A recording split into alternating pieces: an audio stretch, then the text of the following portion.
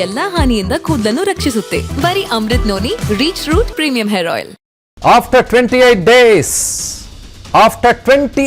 Days ಅಂದ್ರೆ ಒಂದು ತಿಂಗಳಿಗೆ ಕೇವಲ ಎರಡು ದಿನ ಬಾಕಿ ಇದೆ ಅನ್ನುವಾಗ ಮಾನ್ಯ ಮಾಜಿ ಪ್ರಧಾನಮಂತ್ರಿಗಳು ಶ್ರೀಯುತ ಹಿರಿಯ ದೇವೇಗೌಡರು ಅವರ ಮೊಮ್ಮಗನಿಗೆ ಒಂದು ಪತ್ರವನ್ನ ಬರೆಯುವ ಮುಖಾಂತರ, ಅದು ಕೂಡ JDS ಪಾರ್ಟಿಯ ಸಿಂಬಲ್ ಇರುವ ಲೆಟರ್ ಹೆಡ್ನಲ್ಲಿ, ಬರ್ತೀಯಾ ಇಲ್ಲ ಕುಟುಂಬದಿಂದ ನಿನ್ನನ್ನು ನಾವು ದೂರ ಮಾಡಬೇಕಾ ಅಂತ ನೇರವಾಗಿ ಪ್ರಶ್ನೆ ಕೇಳಿದ್ದಾರೆ. ಬಿಗ್ ಅಪ್ಡೇಟ್ ನಾವು ಆನ್ ವಿಸ್ತಾರ. ಎಸ್ಕೇಪ್ ಆಗಿರೋ ಪೆನ್ ಡ್ರೈವ್ ಪ್ರಜ್ವಲ್ಗೆ ಗೌಡ್ರು ವಾರ್ನಿಂಗ್. 27 ದಿನದಿಂದ ವಿದೇಶವಾಸಿಯಾಗಿದ್ದಾನೆ ಪ್ರಜ್ವಲ. ಬಾರಪ್ಪ ನೀನು ಫಸ್ಟ್ ಒಂದಿದ್ದಾರೆ ದೇವೇಗೌಡ್ರು. ಮೊಮ್ಮಗನೇ ಎಲ್ಲಿದ್ರು ಬೇಗ ಬಾರೋ, ನನ್ನ ಕೆಂಗಣಿಗೆ ಗುರಿ ಆಗ್ಬೇಡ, ನೀನು ನನ್ನ ತಾಳ್ಮೆಯನ್ನ ಪರೀಕ್ಷೆ ಮಾಡಬೇಡ, ನನ್ನ ಮಾತು ಮೀರ್ಬೇಡ, ಒಂಟಿ ಆಗೋಗ್ತೀಯ. ಎಲ್ಲಿದ್ರು ಬಂದು ತಕ್ಷಣವೇ ವಿಚಾರಣೆಗೆ ಹಾಜರಾಗು. ಪ್ರಕರಣದ ಬಳಿಕ ಮೊದಲ ಬಾರಿಗೆ ಪ್ರಜ್ವಲ್ಗೆ ಗೌಡ್ರು ಖಡಕ್ ಸಂದೇಶ ಕೊಟ್ಟಿದ್ದಾರೆ.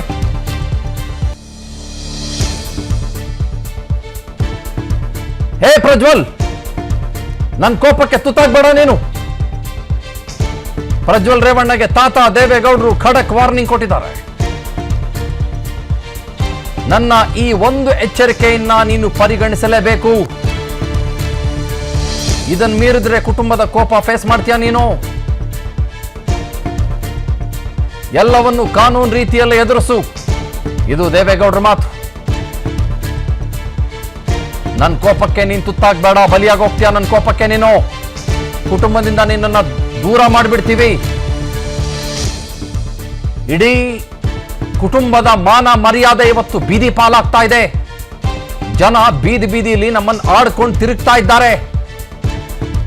ನೀನ್ ನೋಡಿದ್ರೆ ಯಾವುದೋ ದೇಶಕ್ಕೆ ಹೋಗ್ಬಿಟ್ಟು ಅಡ್ಕೊಂಡು ಕುಳಿತುಕೊಂಡಿದ್ಯಾ ನೀನು.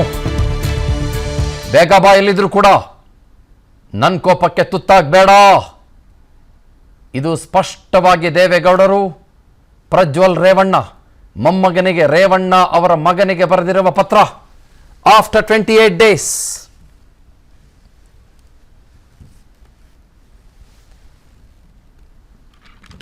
ನನ್ನ ಜೀವನದಲ್ಲಿ ನಾನು ಮಾತ್ರವಲ್ಲ, ನನ್ನ ಕೂದಲು ಕೂಡ ಆಗಿರ್ಬೇಕು ಸ್ಟ್ರಾಂಗ್ ಅಂಡ್ ಸ್ಟೈಲಿಶ್.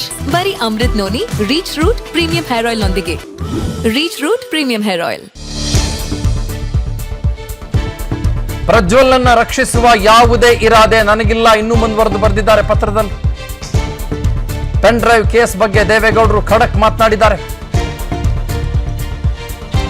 ಎಲ್ಲಿದ್ದಾನವನು ಪ್ರಜ್ವಲ್ ನನಗೆ ಗೊತ್ತಿಲ್ಲ, ಮಾಹಿತಿ ಇಲ್ಲ ನನ್ನ ಹತ್ರ. ನಾನು ನನ್ನ ಆತ್ಮಸಾಕ್ಷಿಗೆ ಮಾತ್ರ ಉತ್ತರ ಕೊಡಬಲ್ಲೆ. ದೇವೇಗೌಡರ ಮಾತು. ನಾನು ಯಾವುದೇ ರಾಜಕೀಯ ಆರೋಪಗಳಿಗೆ ಉತ್ತರ ಕೊಡೋದಿಲ್ಲ. ಆರೋಪ ಮಾಡಿದವರು ದೇವರಿಗೆ ಉತ್ತರಿಸಬೇಕಾಗತ್ತೆ.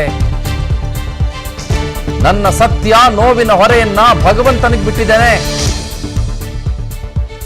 ಪ್ರಜ್ವಲ್ ಕೇಸ್ ಬಗ್ಗೆ ಸುದೀರ್ಘ ಪತ್ರ ಬರೆದಿದ್ದಾರೆ ದೇವೇಗೌಡರು. ಗಮನಿಸ್ತಾ ಇದ್ದೀರಿ ಪತ್ರವನ್ನ ತಾವು. JDSನ ಸಿಂಬಲ್ ಇರುವ, JDSನ ಲೆಟರ್ ಹೆಡ್ ಇರುವ ಪತ್ರ ಅದು. After 28 days. ಮೊನ್ನೆ ಅವರ ಹುಟ್ಟುಹಬ್ಬದ ಸಂದರ್ಭದಲ್ಲಿ ದೇವೇಗೌಡರು ವೆಂಕಟೇಶ್ವರ ಸ್ವಾಮಿಯ ದರ್ಶನಕ್ಕೆ ಬಂದ ಸಂದರ್ಭದಲ್ಲಿ ಕೂಡ ಈ ರೀತಿಯ ಮಾತುಗಳನ್ನು ಆಡಿರಲಿಲ್ಲ. ಅವರು ಬೇರೆ ಬೇರೆ ವಿಚಾರಗಳನ್ನು ಕೈಗೆತ್ತಿಕೊಂಡಿದ್ರು. ರಾಜಕೀಯ ಪಿತೂರಿ, ರಾಜಕೀಯ ದ್ವೇಷಗಳಾಗ್ತಾ ಇದ್ದಾವೆ ಅನ್ನೋ ರೀತಿಯಲ್ಲಿ ಬಹಳ ನೇರವಾಗಿ ಖಂಡ ತುಂಡುವಾಗೇ ಮಾತಾಡಿದ್ರು. ಆದರೆ ಇದು ದೇವೇಗೌಡರ ಮನದಾಳದ ಮಾತುಗಳು. After 28 days.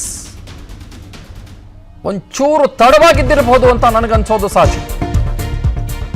ಆದ್ರೆ ಬಹಳ ಭಾವನಾತ್ಮಕವಾಗಿದೆ ಈ ಸಂದೇಶ. ಕೆಲ ವಾರಗಳಿಂದ ಎಲ್ಲವೂ ನಮ್ಮ ಕುಟುಂಬದ ವಿರುದ್ಧನೇ ಇದೆಪ್ಪ. ನಮ್ಮ ಕುಟುಂಬದ ವಿರುದ್ಧ ಬಹಳ ಅವಹೇಳನಕಾರಿಯಾಗಿ ಮಾತನಾಡ್ತಾ ಇದ್ದಾರೆ ಕಣೋ.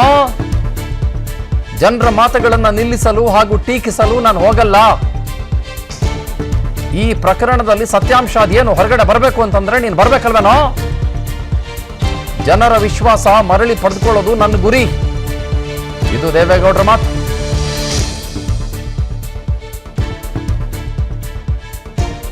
ಎಲ್ಲರೂ ಕೆಲ ವಾರಗಳಿಂದ ಎಲ್ಲರೂ ನಮ್ಮ ಕುಟುಂಬದ ವಿರುದ್ಧ ಮಾತಾಡ್ತಾ ಇದ್ದಾರೆ, ಕೆಟ್ಟ ಕೊಳಕ ಮಾತಾಡ್ತಾ ಇದ್ದಾರೆ, ಬಾಯಿಗೆ ಬಂದಂಗೆ ಮಾತಾಡ್ತಾ ಇದ್ದಾರೆ. ಎಲ್ಲರೂ ಕೂಡ ನಮ್ಮ ಕುಟುಂಬದ ಘನತೆಯನ್ನ, ಗೌರವವನ್ನ ಬೀದಿ ಪಾಲ್ ಮಾಡ್ತಾ ಇದ್ದಾರೆ. ನೀನು ನಮ್ಮ ಕುಟುಂಬದ ಗೌರವವನ್ನ ಬೀದಿ ಪಾಲ್ ಮಾಡಿ ಓಡೋಗಿದ್ಯಲ್ಲೋ ನೀನು, ಯಾವುದೋ ದೇಶಕ್ಕೆ ಓಡೋಗಿದ್ಯಾ ನೀನು ಬರಬೇಕು. ನೀನು ಪ್ರಜ್ವಲ್, ನೀನು ಬಂದಿಲ್ಲ ಅಂತಂದ್ರೆ ನನ್ನ ಕೋಪಕ್ಕೆ ನೀನು ಗುರಿಯಾಗಬೇಕಾಗತ್ತೆ ಪ್ರಜ್ವಲ್. ಅರ್ಥ ಮಾಡಿಕೊಂಡು ನೀನು ಬರಲೇಬೇಕು. ಇದು ಸ್ಪಷ್ಟವಾದ ಸಂದೇಶ ದೇವೇಗೌಡರಿಂದ ಮಿಸ್ಟರ್ ಪ್ರಜ್ವಲ್ ರೇವಣ್ಣ, ಸೋಕಾಲ್ಡ್ ಮಾನ್ಯ ಸಂಸದನಿಗೆ. ಲೆಟರ್ನಲ್ಲಿ ಏನಿದೆ ಇನ್ನು ಇನ್ ಡೆಪ್ತ್, ಇನ್ ಡೀಟೇಲ್ಡ್ ಆಗಿ ನಿಮ್ಮ ಮುಂದೆ ಇಡ್ತೇವೆ, ನೋಡಿ. ನಾನು ಮೇ 18ನೇ ತಾರೀಕಿನಂದು ದೇವಸ್ಥಾನಕ್ಕೆ ಹೊರಟಿದ್ದ ಸಂದರ್ಭದಲ್ಲಿ ಪ್ರಜ್ವಲ್ ರೇವಣ್ಣ ಕುರಿತಾಗಿ ಮಾತನಾಡಿದ್ದೆ. ಆತ ನನಗೆ, ನನ್ನ ಕುಟುಂಬಕ್ಕೆ, ನನ್ನ ಸಹೋದ್ಯೋಗಿಗಳಿಗೆ, ಸ್ನೇಹಿತರಿಗೆ ಮತ್ತು ನನ್ನ ಪಕ್ಷದ ಕಾರ್ಯಕರ್ತರಿಗೆ ತಂದೊಡ್ಡಿರುವ ಆಘಾತ ಮತ್ತು ನೋವಿನಿಂದ ಹೊರಬಂದು ಮಾತನಾಡಲು ಕೊಂಚ ಸಮಯ ಹಿಡಿಯಿತು. ನಾನು ಈಗಾಗಲೇ ಸ್ಪಷ್ಟಪಡಿಸಿರುವ ಹಾಗೆ ಕಾನೂನಿನ ಪ್ರಕಾರ ಅವನು ತಪ್ಪಿತಸ್ಥನೆಂದಾದರೆ ಅವನಿಗೆ ಅತ್ಯಂತ ಕಠಿಣ ಶಿಕ್ಷೆ ವಿಧಿಸಬೇಕು. ನನ್ನ ಈ ನಿಲುವನ್ನ ನನ್ನ ಮಗ ಮತ್ತು ಕರ್ನಾಟಕದ ಮಾಜಿ ಮುಖ್ಯಮಂತ್ರಿ ಶ್ರೀ ಎಚ್.ಡಿ. ಕುಮಾರಸ್ವಾಮಿ ಅವರು ಹಗರಣ ಹೊರಬಿದ್ದ ಮೊದಲ ದಿನದಿಂದಲೇ ಪ್ರತಿಪಾದಿಸಿದ್ದಾರೆ. ಈ ಕೆಲವು ವಾರಗಳಿಂದ ಜನರು ನನ್ನ ಮತ್ತು ನನ್ನ ಕುಟುಂಬದವರ ಕುರಿತಾಗಿ ಅತ್ಯಂತ ಅವಹೇಳನಕಾರಿಯಾಗಿ ಮಾತನಾಡಿದ್ದಾರೆ. ಇದೆಲ್ಲವೂ ನನಗೆ ತಿಳಿದಿದೆ. ನಾನು ಅವರು ಮಾತನಾಡುವುದನ್ನ ನಿಲ್ಲಿಸುವ ಪ್ರಯತ್ನ ಮಾಡುವುದಿಲ್ಲ. ನಾನು ಅವರನ್ನ ಟೀಕೆ ಮಾಡಲು ಹೋಗೋದಿಲ್ಲ. ಈ ಹಗರಣದ ಎಲ್ಲ ಸತ್ಯಾಂಶಗಳು ಹೊರಬರುವವರೆಗೂ ಅವರು ತಾಳ್ಮೆಯಿಂದ ಕಾಯಬೇಕಿತ್ತು ಎಂದು ಅವರೊಂದಿಗೆ ವಾದಕ್ಕೆ ಇಳಿಯುವುದಿಲ್ಲ. ಪ್ರಜ್ವಲ್ನ ಚಟುವಟಿಕೆಗಳ ಬಗ್ಗೆ ನನಗೆ ಯಾವುದೇ ಮಾಹಿತಿ ಇರಲಿಲ್ಲ ಎಂದು ನಾನು ಅವರಿಗೆ ಮನವರಿಕೆ ಮಾಡಿಕೊಡಲು ಸಾಧ್ಯವಿಲ್ಲ. ಅವನನ್ನ ರಕ್ಷಿಸುವ ಯಾವುದೇ ಇರಾದೆಯೂ ನನಗಿಲ್ಲ. ಅವನು ಈಗಿನ ಚಲನವಲನ ಮತ್ತು ಅವನ ವಿದೇಶಿ ಯಾತ್ರೆಯ ಬಗ್ಗೆ ನನಗೆ ಏನೂ ತಿಳಿದಿರಲಿಲ್ಲ ಎಂದು ನಾನು ಜನರಿಗೆ ಅರ್ಥ ಮಾಡಿಸಲು ಸಾಧ್ಯವಿಲ್ಲ. ನಾನು ನನ್ನ ಆತ್ಮಸಾಕ್ಷಿಗೆ ಮಾತ್ರ ಉತ್ತರಿಸಬಲ್ಲೆ.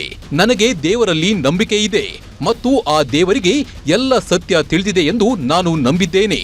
ನಾನು ಇತ್ತೀಚಿನ ದಿನಗಳಲ್ಲಿ ನಡೆದಿರುವ ರಾಜಕೀಯ ಪಿತೂರಿಗಳು, ಚಿತಾವಣೆಗಳು, ಉತ್ತೇಕ್ಷಗಳು ಮತ್ತು ಮಿಥ್ಯಾರೂಪಗಳ ಬಗ್ಗೆ ಈಗ ವಿಶ್ಲೇಷಣೆ ಮಾಡಲು ಹೋಗೋದಿಲ್ಲ.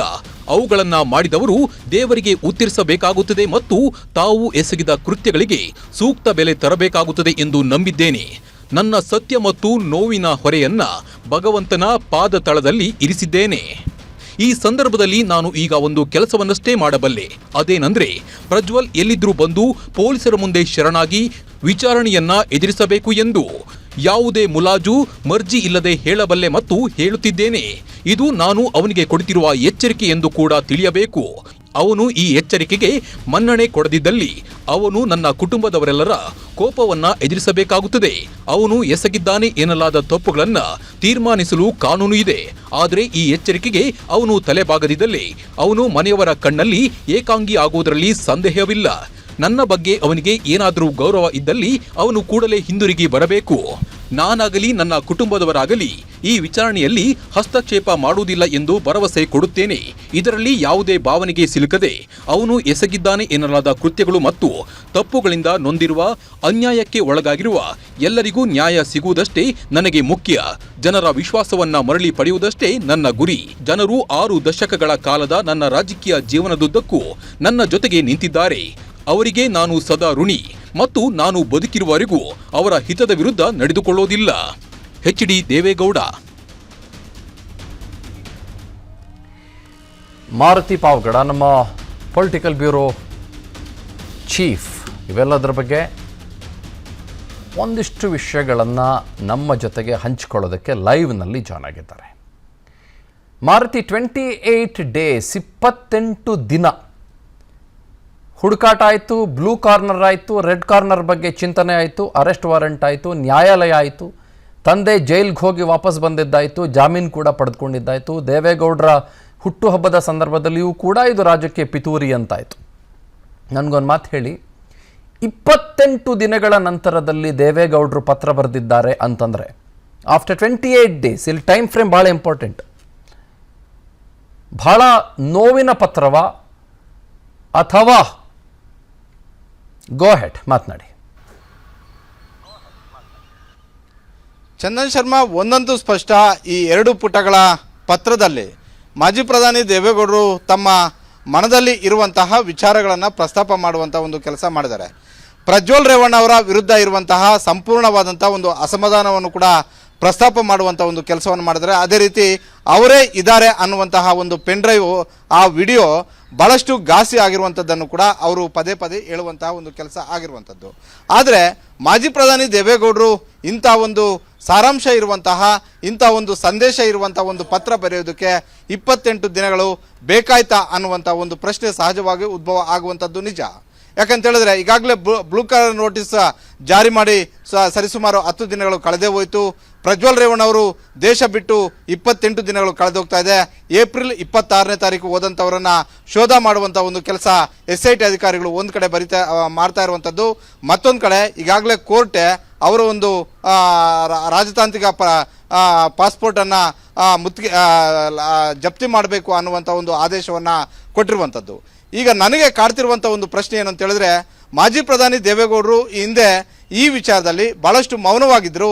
ಏನೇ ಮಾತನಾಡೋದಿದ್ರು ಕೂಡ ತಮ್ಮ ನಿವಾಸದ 4 ಗೋಡೆಗಳ ಒಳಗಡೆ ತಮ್ಮ ಕುಟುಂಬದ ಸದಸ್ಯರ ಜೊತೆ ಹಂಚ್ಕೊಳ್ತಾ ಇದ್ರು.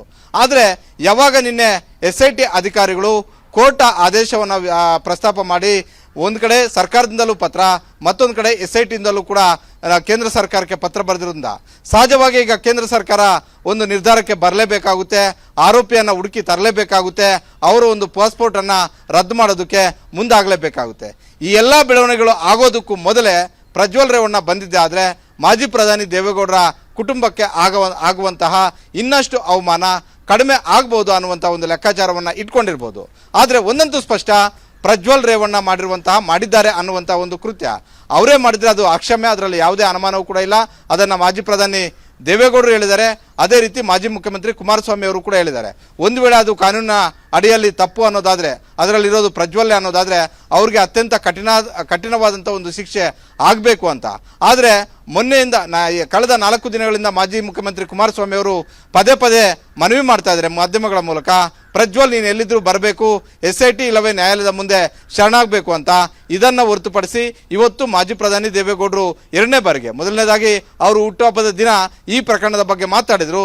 ಅದಾದ ಬಳಿಕ ತಮ್ಮ ಮನದಾಳದ ವಿಚಾರಗಳನ್ನು ಇವತ್ತು ತಮ್ಮ 2 ಪುಟಗಳ ಪತ್ರವನ್ನು ಬರೆಯೋದರ ಮುಖಾಂತರ, ಅದನ್ನು ತಮ್ಮ ಟ್ವಿಟರ್ ಅಕೌಂಟಲ್ಲಿ ಹಾಕೋದರ ಮುಖಾಂತರ ಒಂದು ಸಂದೇಶ ರವಾನೆ ಮಾಡುವಂಥ ಒಂದು ಕೆಲಸ ಮಾಡಿದರೆ, ಇದಕ್ಕೂ ಕೂಡ ಬಗ್ದೇ ಇದ್ರೆ ನೀನು ಏಕಾಂಗಿ ಆಗ್ತೀಯಾ, ಇಡೀ ಕುಟುಂಬದಿಂದ ನೀನು ದೂರ ಇರಬೇಕಾಗುತ್ತೆ ಅನ್ನುವಂಥ ಒಂದು ಎಚ್ಚರಿಕೆಯ ಸಂದೇಶವನ್ನು ಕೂಡ ರವಾನೆ ಮಾಡಿದ್ದಾರೆ. ಹೀಗಾಗಿ ಮಾಜಿ ಪ್ರಧಾನಿ ದೇವೇಗೌಡರು ಬರೆದಿರುವಂತಹ ಈ ಒಂದು ಪತ್ರಕ್ಕೆ ಮಣೆ ಹಾಕಿ ಪ್ರಜ್ವಲ್ ರೇವಣ್ಣ ಅವರು ಬರ್ತಾರಾ, SIT ಇಲ್ಲವೇ ನ್ಯಾಯಾಲಯದ ಮುಂದೆ ಶರಣಾಗ್ತಾರಾ ಅನ್ನುವಂಥ ಒಂದು ಪ್ರಶ್ನೆ ಈಗ ಕಾಡ್ತಾ ಇರುವಂಥದ್ದು. ಹೀಗಾಗಿ ನನಗನ್ಸೋ ಇದರ ಪ್ರಕಾರ ಯಾವಾಗ ಕೋರ್ಟ್ ಪ್ರೊಸೀಜರ್ ಭಾಳಷ್ಟು ಜೋರಾಗಿ ಮಾಡೋದಕ್ಕೆ ಮುಂದಾಯಿತು, ರೆಡ್ ಕಾರ್ನರ್ ನೋಟಿಸ್ ಜಾರಿ ಆಗ್ಬೋದು ಅನ್ನುವಂಥ ಒಂದು ಆತಂಕ ಇಟ್ಕೊಂಡು, ಒಂದು ವೇಳೆ ಅವರನ್ನು ಬಂಧಿಸ್ಬೋದು ಅನ್ನುವಂಥ ಒಂದು ಆತಂಕ ಇಟ್ಕೊಂಡು ಮಾಜಿ ಪ್ರಧಾನಿ ದೇವೇಗೌಡರು ಈ ಪತ್ರ ಬರೆಯೋದರ ಮುಖಾಂತರ ಅವರನ್ನು ಬರೋದಕ್ಕೆ ಆಹ್ವಾನ ಕೊಟ್ಟಿರ್ಬೋದು. Chandan Sharma. Right, well said. Thank you Maruti. ಅನುಕ್ಷಣದ ಸುದ್ದಿಗಳಿಗಾಗಿ Vistara news YouTube channel subscribe ಮಾಡಿ. ಹೊಸ ಸುದ್ದಿಗಳ ನೋಟಿಫಿಕೇಶನ್ಗಾಗಿ ಬೆಲ್ ಐಕಾನ್ ಕ್ಲಿಕ್ ಮಾಡಿ. ಲೇಟೆಸ್ಟ್ ಅಪ್ಡೇಟ್ಸ್ಗಾಗಿ www.vistaranews.com ವೆಬ್ಸೈಟ್ಗೆ ವಿಸಿಟ್ ಮಾಡಿ. ಅಂಗೈಯಲ್ಲೇ ಜಗತ್ತಿನ ಸುದ್ದಿ ತಿಳಿಯಲು Vistara news Kannada app download ಮಾಡಿ.